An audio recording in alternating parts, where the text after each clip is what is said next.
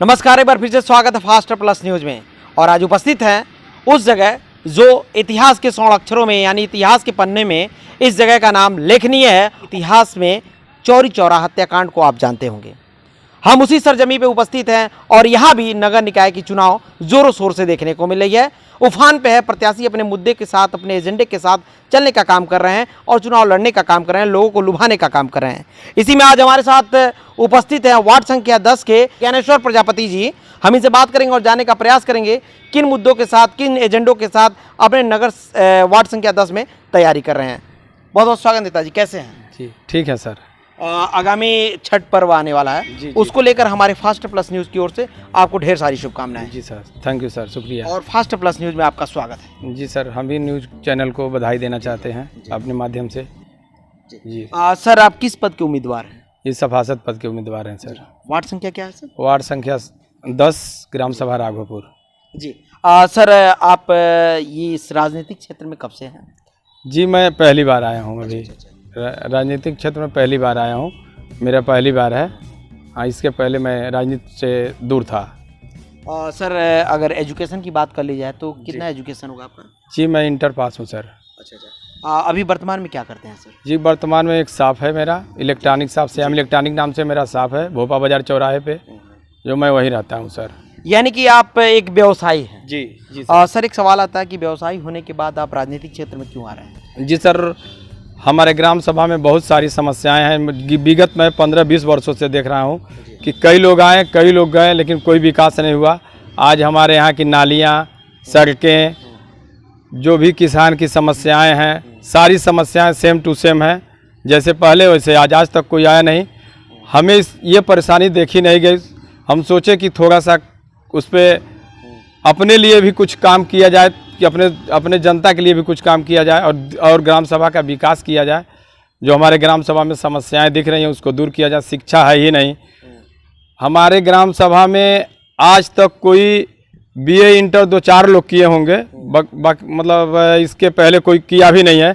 अगर पूरे ग्राम सभा को ले लिया जाए तो 2-4 लोग निकलेंगे जो बीए और इंटर किए होंगे, और सारे बच्चे, गरीबों के बच्चे, वो प्राइमरी स्कूल में इधर उधर पढ़ते हैं, कोई पढ़ता है कोई नहीं पढ़ता है। मैं चाहता हूँ शिक्षा को आगे लेके आऊँ और अपने ग्राम सभा के विकास को आगे लेकर आऊँ। मैं इस मुद्दे को शिक्षा की बात कर ली जाए तो यानी कि इंटर और बीए तक ही बच्चे रह गए। जी। तो सर, सरकारी नौकरी भी नहीं है। हाँ, चुनाव जीतने के बाद क्या अपनाने वाले हैं, क्या बदलाव करने वाले हैं कि शिक्षा का स्तर बढ़े? जी सर, बच्चों को स्कूल तक छोड़ना, बच्चों का एडमिशन कराना, बच्चों के बुक दिलवाना, लोगों को प्रेरित करना, अभिभावक को प्रेरित करना और उनसे कहना कि बच्चे की भविष्य बनाने में हम लोग तुम्हारे साथ हैं, तुम लोग चलो, हम लोग एडमिशन कराते हैं और अपने स्तर से जो भी होगा वो किया जाएगा काम। सर, ये आपका ग्राम सभा जो है पहली बार नगर पंचायत में सम्मिलित हुआ है? जी पहली बार ग्राम सभा में सम्मिलित हुआ है सर। नगर निकाय में यानी कि नगर पंचायत में सम्मिलित होने के बाद क्या विकास होने वाला है सर?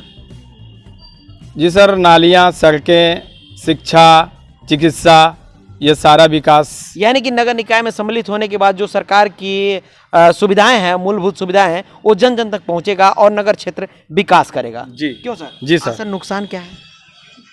जी सर, नुकसान तो अब जैसे लोगों का कहना है कि टैक्स देने पड़ेंगे, होम टैक्स देने पड़ेगा, विभिन्न प्रकार के टैक्स जो प्रक्रिया है वो तो करना ही पड़ेगा, मगर कहीं जो है भ्रष्टाचार होने नहीं दिया जाएगा। अगर हम लोग आते हैं तो भ्रष्टाचार को बर्दाश्त नहीं किया जाएगा। जन समर्थन कितना मिला है सर? अब मोबाइल बज रहा है सर। पूरे ग्राम सभा के हमारे साथ हैं, हमारे पूरे ग्राम सभा मेरे साथ है।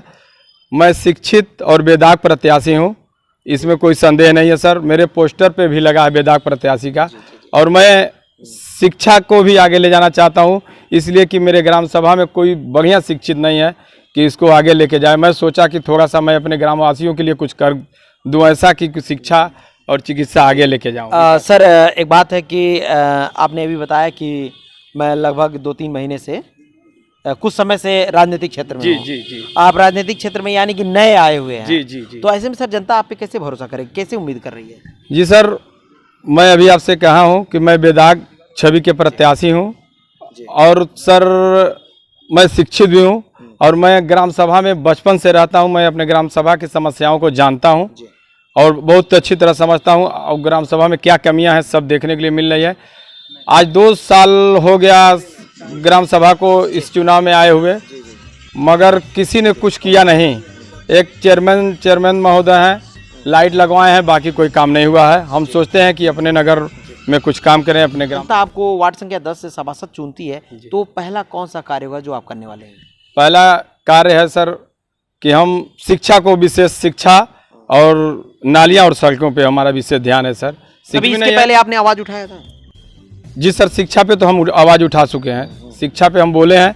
बाकी ग्राम प्रधान जो थे पहले, उनसे मैं नालियों और सड़कों के बारे में कहा।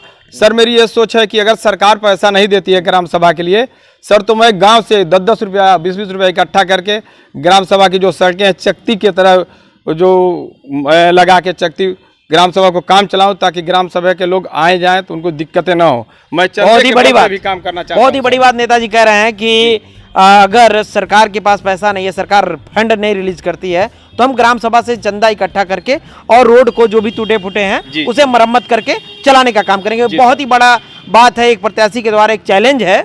चूंकि हम जानते हैं कि इस मामले को संज्ञान में लिया जाए और जो भी अगर इस तरह की बात है तो उस रोड का निजात किया जाए, उसको रोड का निर्माण किया जाए। चैनल के माध्यम से एक बात और कहना चाहता हूँ। जी सर, मेरे ग्राम सभा में बहुत सारे गरीब हैं, एक दो नहीं है सर, आप खुद कवरेज करके देखिएगा। मेरे ग्राम सभा में गरीबों का स्तर बहुत ज़्यादा हुआ है। शादी विवाह में जो दिक्कत आती हैं, मैं ये सोचा हूँ अपने ग्राम सभा के लिए, शादी विवाह के लिए मैं अपने जो बड़े बड़े नेता हैं, जो बड़े बड़े मेरे मित्र हैं, उनसे जाके कहूँ कि एक गरीब भाई की शादी है, इसके लिए चंदा इकट्ठा करूं, उनके अच्छा से शादियां कराऊं, अच्छा से शिक्षा के लिए भी इस तरह का मैं काम करना चाहता हूं। यानी ये आपके मैनिफेस्टो में, एजेंडे में है? जी सर, अगर चुनाव जीते हैं तो गरीबों की सेवा यानी शादी में सहयोग करेंगे? जी।